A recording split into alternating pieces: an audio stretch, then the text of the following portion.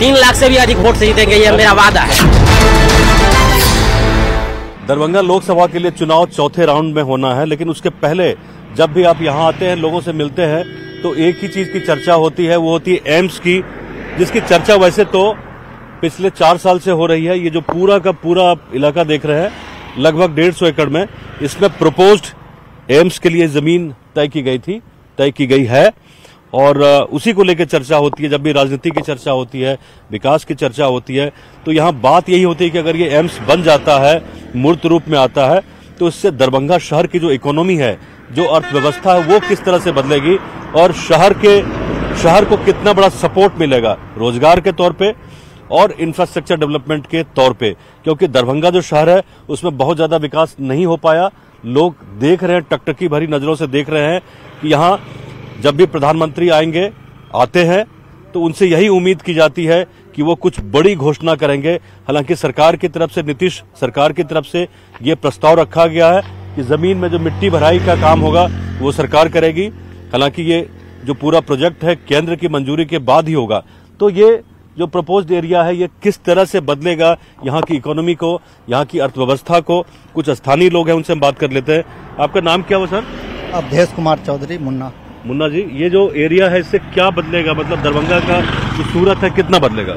सबसे पहले तो यहाँ के लोग जो अस्त व्यस्त रहते हैं आज मेडिकल को लेकर, सर एक DMCH यहाँ सरकारी अस्पताल है। हाँ। वहाँ पे सर आप पता कर सकते हैं, जो 3000 प्लस रोज का रजिस्ट्रेशन है और मरीज जो है सो बेड नहीं मिलता है, मरीज को नीचे में सोया रहते हैं। मैं ये पूछ रहा हूँ कि इससे इंफ्रास्ट्रक्चर जो डेवलपमेंट है, हम तो फ्यूचर की बात कर रहे हैं, वो तो है डेवलपमेंट तो सर होगा ही, चूंकि दरभंगा शहर से ये लगभग 8-9 किलोमीटर अलग है। तो एक नया दरभंगा मिलेगा, एक दरभंगा नया मिलेगा, देखने को मिलेगा अगर यहाँ पे एम्स बनता है तो। और आप भी जानते हैं सर, जो एम्स 2018 में यहाँ घोषणा हुआ था, उस समय से आज तक जहाँ जहाँ घोषणा हुआ, चाहे देवघर हुआ या जम्मू में हुआ, सारे जगह बन गया एम्स। लेकिन यहाँ आज तक राजनीति के चक्कर में धरातल पे नहीं आ सका है एम्स। कुछ और लोगों से बात करते हैं। ये जो पूरा एरिया, आप लोगों को लगता है कि अगर एम्स बन गया तो लोग बसेंगे, एक नया शहर बसेगा यहाँ? जी 100%। हाँ, आप क्या करते हो, काम क्या करते हो आप? मैं भी स्कूल में हूँ। स्कूल में है जी। अच्छा, आपको क्या लगता है कि इससे लोगों को रोजगार मिलेगा, यहाँ की अर्थव्यवस्था सुधरेगी थोड़ी? यहाँ पे विकास तो काफी ज्यादा मात्रा में हो जाएगा, क्योंकि जब एम्स यहाँ खुलेगी तो हर लोगों का सुविधा मिलेगा। हाँ। ये बात साफ है कि ये जो एम्स है, एम्स यहाँ की राजनीति का एक तरह से धुरी बना हुआ है। पिछले दिनों में काफी हमारी बातें हुई राज्य सरकार में।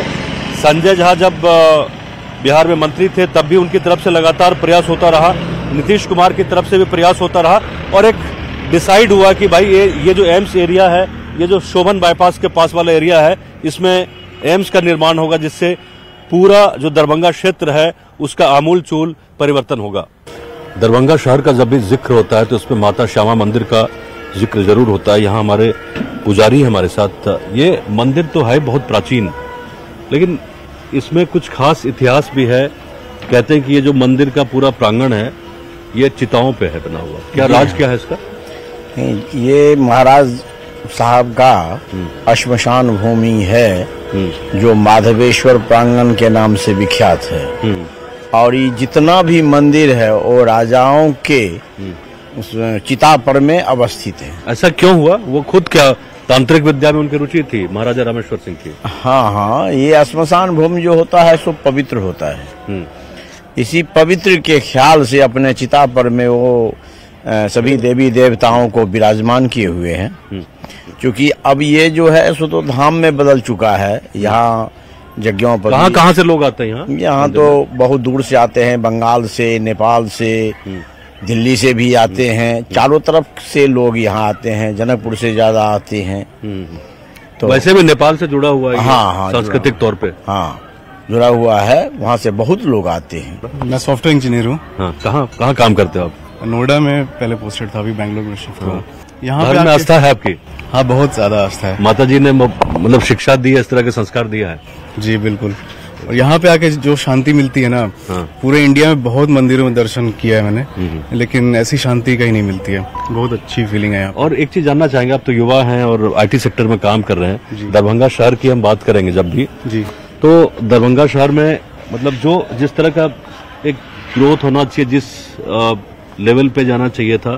प्रतिभा तो बहुत है, पढ़े लिखे लोग यहाँ बहुत हैं जी, लेकिन सबको बाहर जाना पड़ता है। पोटेंशियल तो बहुत है। हाँ। पूरे बिहार में ही मैं बोलूंगा कि काफी पोटेंशियल है, और दरभंगा में तो स्पेशली आप देख सकते हैं कि रिसोर्सेज भी काफी हैं, नेचुरल रिसोर्सेज हैं, और यहाँ के युवा में भी काफी पोटेंशियल है। थोड़ा सपोर्ट की जरूरत है ताकि यहाँ भी डेवलपमेंट हो सके काफी। क्योंकि चुनाव का मौका है और चौथे चरण में यहाँ चुनाव भी है। वोट डालेंगे कि नोएडा वापस? नहीं, बिल्कुल वोट डालेंगे। वोट डालेंगे। तो क्या उम्मीद करेंगे दरभंगा शहर के लिए? क्या इंफ्रास्ट्रक्चरल, क्या डेवलपमेंट, जो ढांचागत सुधार है वो किस तरह का सुधार होना चाहिए? सबसे इम्पोर्टेंट तो है कि यहाँ पे लोगों को रोजगार मिले, यहाँ के लोगों को एम्प्लॉयमेंट अगर मिलेगा तो बाहर जाने की जरूरत नहीं है। और जैसा कि मैंने बोला, काफी पोटेंशियल भी है यहाँ पे, ताकि एक बहुत ही अच्छा ग्रोथ यहाँ पे किया जा सकता है अगर गवर्नमेंट सपोर्ट करे तो ये जो पूरा शहर बसाया गया, जिस हिसाब से जब हम यूनिवर्सिटी यहाँ जाते हैं, एलन मिश्रा यूनिवर्सिटी जाते हैं और पूरा किला देखते हैं, तमाम चीजें देखते हैं, तो मुझे लगता है कि जो चीजें पहले, आज से 100 साल पहले जिन चीजों की कल्पना की गई थी, शायद आज भी उस कल्पना को मतलब ठीक से समझ नहीं पाए लोग कि लोग चाहते क्या थे, दरभंगा को किस मुकाम पे ले जाना चाहते थे। यहाँ का इंफ्रास्ट्रक्चर आप शहर का देखेंगे तो लगता है कि आज से 100 साल पहले लोग बहुत कुछ सोच रहे थे, लेकिन आज के जो नीति निर्माता हैं शहर को उस लेवल पे ले जाने के लिए बहुत कुछ सोचने या समझने में सक्षम नहीं है। हमारे साथ अभिनव भी है, हमारे डिजिटल में काम करते हैं।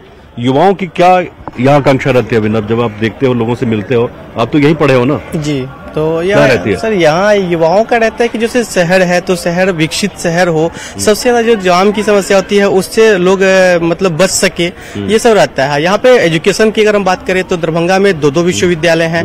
शायद भारत का यह इकलौता शहर है जहाँ एक जगह पे 2 विश्वविद्यालय हैं। और एजुकेशन की बात करें तो प्राइवेट कॉलेज, नर्सिंग होम वगैरह सारा चीज है। और यहाँ तालाबों का शहर कहा जाता है। यूनिवर्सिटी आप कवर करते रहो, बहुत सारी स्टोरीज आपने संस्कृत जो विश्वविद्यालय है उसके ऊपर भी आपने की है, तो वहाँ किस तरह का सुधार होना चाहिए, चाहे वो राज्य सरकार के लेवल पे हो या केंद्र सरकार के? किस तरह की मदद की जरूरत है जो फिर से एक बार यूनिवर्सिटी फिर से भारत के स्तर पे उभर सके? हमारे लिए गौरव की बात है कि यहाँ पे संस्कृत विश्वविद्यालय है, लेकिन यहाँ पे एक सबसे खामियां क्या है कि यहाँ पांडुलिपि हुआ करता था एक समय में, जो कि अपने आप में एक यूनिक बुक कहा जाता है। उसकी यहाँ पे वो धरोहर को संरक्षित नहीं रखा गया और वो यहाँ से धीरे धीरे गायब हो गए। सरकार इसमें योगदान दे काफी, केंद्र सरकार से ही अगर मिले तभी ठीक है, स्टेट सरकार से नहीं। प्रधानमंत्री जी यहाँ आ रहे हैं? हाँ, प्रधानमंत्री आ रहे हैं, उनसे निवेदन किया जाए इसे और बढ़ाने के लिए, ताकि यहाँ युवाओं को ज्यादा से ज्यादा यहाँ रोजगार, शिक्षा सब कुछ मिले। रोजगार और शिक्षा की जरूरत तो है ही, लेकिन जो विरासत यहाँ का रहा है, दरभंगा का विरासत बहुत ही नायाब रहा है, खासकर शिक्षा के क्षेत्र में। जैसा काम किया गया यहाँ के महाराजा के द्वारा, न सिर्फ दरभंगा में बल्कि अब पटना भी जाते हैं तो वहां भी काफी कुछ योगदान रहा है। तो शिक्षा के स्तर पे मुझे तो लगता है कि पूरे बिहार में प्राथमिक शिक्षा से लेकर उच्च शिक्षा तक बहुत कुछ करने की जरूरत है। और चुनाव में इस तरह के मुद्दे उठते रहते हैं। हालांकि ये मंदिर के प्रांगण में हम, श्यामा मंदिर है ये, तो लेकिन जब चुनाव होता है तो ये बात चर्चा उठती है कि भाई शिक्षा में क्या होना चाहिए, विकास के स्तर पे क्या होना चाहिए। यहाँ मखाना की भी चर्चा होती है। तो शहर में आपको हम दिखाएंगे किस तरह से इकोनॉमी का बहुत बड़ा हिस्सा है, क्या वहाँ के जो किसान हैं किस तरह की मुश्किलें वो पेश कर रहे हैं, उनको एक्सपोर्ट में जो लिंकेजेज होना चाहिए वो मिल रहा है या नहीं, या जो फूड प्रोसेसिंग में जो सहूलियतें उनको मिलनी चाहिए कि नहीं वो मिल रहा है कि नहीं। तो इन सब चीजों पे हम जाएंगे और आपको आगे वहीं से दिखाएंगे कि क्या स्थिति यहाँ की मखाना के क्षेत्र की है। ये हमारे पीछे दरभंगा का ये ऐतिहासिक किला देख रहे हैं और ये किला रोड है।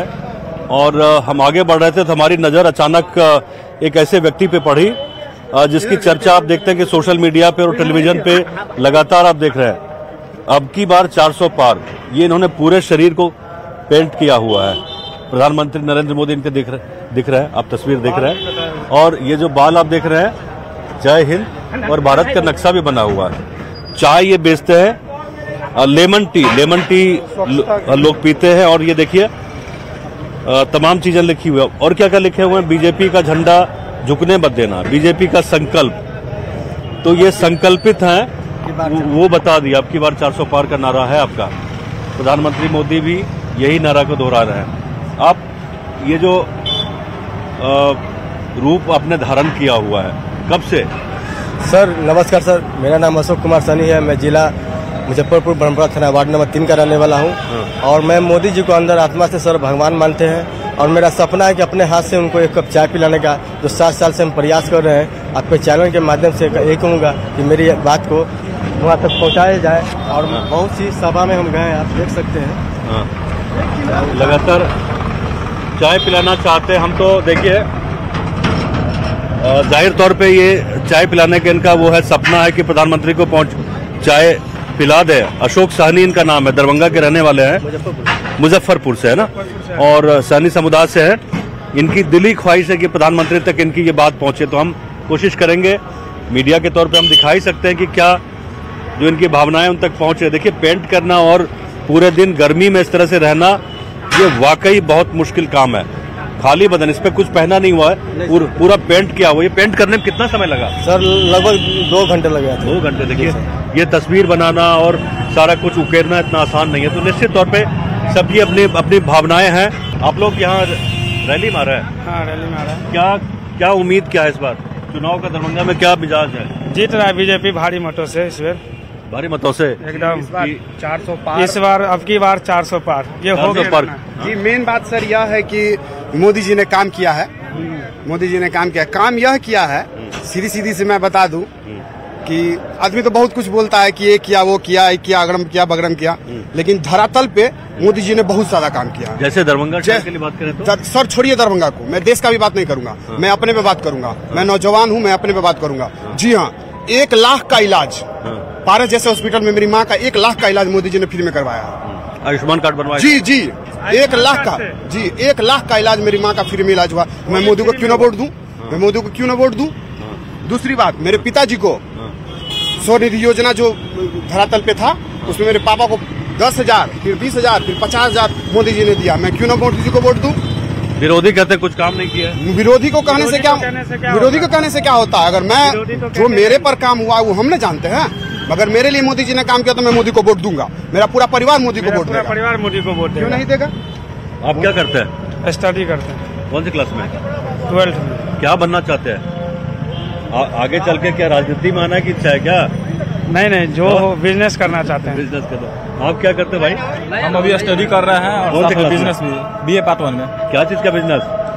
ज्वेलरी शॉप का। Jewellery shop. अच्छा, तो यही तो चाहते हैं कि भाई आप रोजगार भी करो, सबको नौकरी मिलना। तो लोग कहते हैं कि 2 करोड़ नौकरी नहीं मिल पाई। देखिए सर, बात रही नौकरी की, एक बात बताइए, मैं अपने पर ही ले लेता हूँ। नौकरी करना कोई बड़ी बात नहीं है, नौकरी अभी मिल भी रहा। अगर मैं स्टडी करूंगा तो मुझे मिलेगा। मेरे टीचर को BPSC में हुआ है, कैसे नहीं हुआ?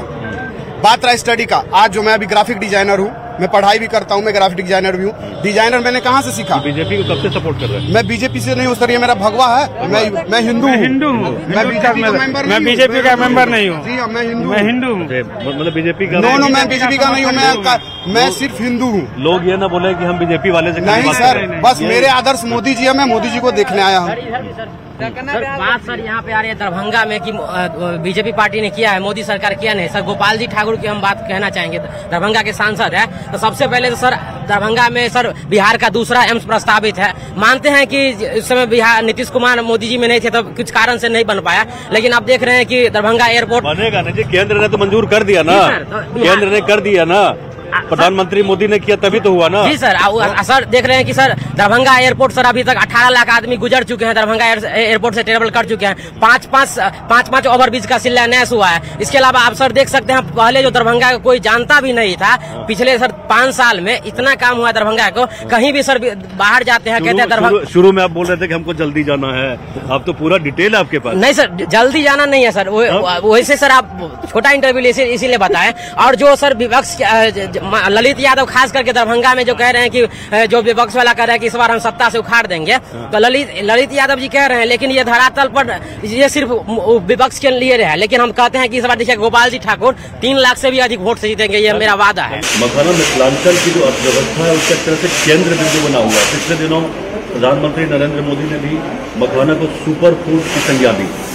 यही वजह है कि आप देखेंगे कि मखाना में इसके जो कदरदान है यूनाइटेड स्टेट्स, कनाडा, ऑस्ट्रेलिया सब जगह जा रहा है और अलग अलग रूप में जा रहा है। इसका बहुत प्रिय हो रहा है। मखाना तो लोग खाते ही हैं, पता चला कि अलग अलग फ्लेवर के इसके चॉकलेट्स बन रहे हैं, बहुत कुछ बन रहा है। प्लेन्स में भी आप जाते हैं जहाज़ पे तो वहाँ भी आपको मखाना मिल रहा है। तो ये जो देख रहे हैं इतनी सारी जो महिलाएं हैं ये ग्रेडिंग का काम कर रही हैं। इनसे थोड़ा सा बात करेंगे, कोई अगर बता सके क्या चुन रहे हैं इसमें से? अच्छा माल चुन रहे हैं, अच्छा कचरा अलग कर रहे हैं, खरीद माल अलग कर रहे हैं। अच्छा, तो ये सब सारी जो महिलाएं ये लोकल है, स्थानीय है? हाँ, सब लोग यहीं के हैं। अच्छा, सब अपने आसपास के। तो आप लोगों को इससे काम भी मिल रहा है? जो लोग यहाँ लोग लगे हुए इसमें मखाना उद्योग में, महिलाओं को इसमें काम भी मिल रहा है। साल में कितने दिन का काम मिल जाता है आप लोगों को? पूरे साल का? बहुत बढ़िया। देखिए लोग काम में लगे हुए हैं। महिलाओं के लिए जरूरी है कि स्थानीय स्तर पर इस तरह का कुछ रोजगार बने तो कितना बढ़िया रहता है। तो ये जो काम कर रहे हैं, कितने साल से काम कर रही है छांटने का? बहुत दिन से, 4 साल से। 4 साल से हो रहा है, मतलब इसमें काम मिलता रहता है दिन भर? बराबर मिलता है। कितने घंटे आप लगाती हैं काम कर लेती हैं दिन भर में? 7-8 घंटा? 8 घंटे करते हैं। ये देखिए सारी जो महिलाएं हैं कम से कम 50 की तादाद में सभी इसमें लगे हैं, काफ़ी तल्लीनता के साथ लगे हैं इसमें। ये देख रहे हैं कि जो वाइट वाला पार्ट है उसको बाहर निकाल लिया और बाकी जो उसका छिलका है उसको अलग कर दिया। तो निश्चित तौर पे ये न सिर्फ मिथिलांचल के लिए बल्कि सीमांचल का एक बहुत बड़ा हिस्सा मखाना के उद्योग में और इसके उत्पादन में लग गया है। कि मखाना का जो सीजन होता है, अभी जैसे देखेंगे ग्रेडिंग का काम हो रहा है, अभी बुआई का काम शुरू हो गया? हाँ, बुआई का काम शुरू हो गया और अभी आ गया है तालाब में। और जुलाई अगस्त में इसका पीक सीजन रहता है इसका। तो यह दरभंगा में कितने यूनिट होंगे इस तरह के जो प्रोसेसिंग में लगे हैं, रोजगार में लगे हैं? इससे कितने लोग होंगे? ये एक जानकारी है। अब तो ये भी खबर है कि छोटे किसान भी उसमें आ रहे हैं, धीरे धीरे लिंक कर रहे हैं। विपिन, आप इतने साल से, विपिन बता दें, विपिन हमारे लिए दरभंगा से खबरें भेजते रहते हैं। विपिन, ये जो लोग हैं पहले तो जो बड़े लेवल पे काम करते थे वो है, अब छोटे लेवल पे भी लोग अपने अपने स्तर पे छोटा छोटा प्रोसेसिंग यूनिट लगा रहे हैं और उसको लिंक दे रहे हैं। ये जब से मखाना के लिए केंद्र सरकार जब आई और योजनाएं लाना शुरू की किसानों के लिए, छोटे छोटे किसानों के लिए, क्योंकि छोटे किसानों के लिए ज़्यादा ऑफर था नहीं, वो बीज उगाते थे और औने पौने दाम में बेच देते थे। जब से बड़े बड़े कंपनियां यहाँ पे खड़ी हुई तब से उनको अच्छे दाम भी मिलने लगे और रोजगार में जो है बढ़ोतरी है। और जो परंपरा में था कि एक चूल्हा रहता था, उसके ऊपर घंटों उनको जो है करना पड़ता, बहुत ज़्यादा मेहनत बहुत ज़्यादा था और उसके बाद में आमदनी बहुत कम था। लेकिन जो सिस्टम अब बन के आया है उसके अनुसार अब उनको ज़्यादा लाभ मिल रहा है और लोगों का मांग बढ़ रहा है। ये जहाँ पे हम खड़े हैं इनका ऑनलाइन मार्केटिंग का है, तो पूरे मतलब दुनिया से यहाँ से ऑर्डर आता है और ये ऑर्डर नहीं दे पाते हैं और किसान जो है उपज नहीं कर पाता है। तो ये स्थिति अभी क्योंकि दरभंगा में है, क्योंकि पूर्णिया को हब माना गया है और मधुबनी, दरभंगा ये सब जो है, जाहिर है कि प्रधानमंत्री जब होंगे यहाँ तो इसका जिक्र भी होगा। निश्चित रूप से प्रधानमंत्री ने एक बड़ा तोहफा भी दिया है। आपको बता दें कि जब यहाँ पर मखाना अनुसंधान केंद्र था उसको राष्ट्रीय दर्जा मिला हुआ था, लेकिन जब कांग्रेस आई थी तो वो राष्ट्रीय दर्जा छीन लिया गया था, जिससे कहीं ना कहीं जो किसान थे, जो बीज कैसे उपज करेंगे, ज्यादा लाभ मिलेगा, वो सब खत्म हो गया था। एक तरह से कहें केंद्र बंद हो गया था। लेकिन जब सरकार आई तो यहाँ पर राष्ट्रीय दर्जा दिया गया और फिर से यहाँ वैज्ञानिक आए हैं और इसमें कैसे कम मेहनत में ज़्यादा लाभ हो उसका अनुसंधान होता है, वैज्ञानिक बैठते हैं। मतलब राजनीतिक चुनाव तो है ही, आपके चौथे फेज में यहाँ चुनाव है, तो उसमें इसकी चर्चा होगी जरूर। मुझे लगता है कि दो जो बड़े मुद्दे मैं समझ रहा हूँ, एम्स की चर्चा होगी और ये जो मखाना की भी चर्चा होगी कि मखाना को मतलब किसानों की आमदनी बढ़ाने की बात करते हैं कि लोकल केंद्र का ये भी स्कीम है कि भाई लोकल जो प्रोडक्ट बना रहे हैं उसको किस तरह से ग्लोबल लेके जाए। ये भी बड़ा चीज है। एक मखाना पहले लोग ये होता था कि मखाना लिए उसको भून के खा लिए, ये था, लेकिन उसका इतना ज़्यादा प्रोडक्ट बाजार में आ गया है, इतना ज़्यादा प्रोडक्ट आ गया है, क्योंकि हवाई अड्डा में अब जो दरभंगा एयरपोर्ट में आप इन कीजिएगा वहाँ मखाना का खोल दिया गया है। लोग बाहर से आते हैं तो एक पहले जानते थे कि मखाना एक फल है बस, अब उसका इतना प्रोडक्ट है कि लोग जो है उसको खरीद रहे हैं, खा रहे हैं और साथ साथ जो है सेहतमंद हो रहे हैं। तो ये सरकार जो मखाना को लेके काम कर रही है, थोड़ी और ज़रूरत है किसानों तक पहुंचने की, क्योंकि किसान का ये है कि हमको जो मिलता है, जो मिलना चाहिए तो नहीं मिलता है, तो वहाँ तक पहुँचना होगा। और किसान बहुत ज़्यादा उत्साहित है मखाना को लेके, तो निश्चित तौर पर पीएम आएंगे तो यहाँ मखाना की चर्चा जरूर करेंगे। तो ये देख रहे हैं कि मतलब किस तरह से एक रोजगारोन्मुख ये व्यवस्था है, मतलब एम्प्लॉयमेंट ओरिएंटेड ये व्यवस्था है, इसमें लोगों को रोजगार मिल रहा है, आमदनी हो प्रधानमंत्री का भी यही फोकस रहता है, उनका भी केंद्र बिंदु में यही रहता है सारी चीजें कि जो स्थानीय स्तर पे चीजें पैदा हो रही हैं उसको ग्लोबल लिंकेजेस कैसे दिया जाए। तो इन सब चीजों पे चर्चा लाजमी है और राजनीति की चर्चा होती है, चुनाव की जब बात हो रही है तो इन सब मुद्दों पे भी चर्चा होनी चाहिए, चाहे वो अपोजिशन पार्टी हो रूलिंग पार्टी हो, ये चर्चा करें। सिर्फ जाति और धर्म और तमाम जो छोटी छोटी चीजें हैं उसको लेके बात करते हैं, लेकिन जब आप रोजगार की बात करते हैं तो इस तरह के दृश्य आपको सामने दिखेंगे कि भाई आप राजनीति और धर्म की चर्चा करें, जाति की चर्चा करें, लेकिन लोगों को रोजगार भी आप मुहैया करें, उनको काम भी दें, तभी इस देश की और ये दरभंगा शहर है, मिथिलांचल की एक तरह से राजधानी इसको आप कह सकते हैं, तभी यहाँ की शक्ल बदलेगी, तभी यहाँ का जो पूरा इमेज है शहर का वो फिर से बदलेगा। कैमरामैन सुबोध कुमार के साथ ब्रजमोहन सिंह, न्यूज़ 18।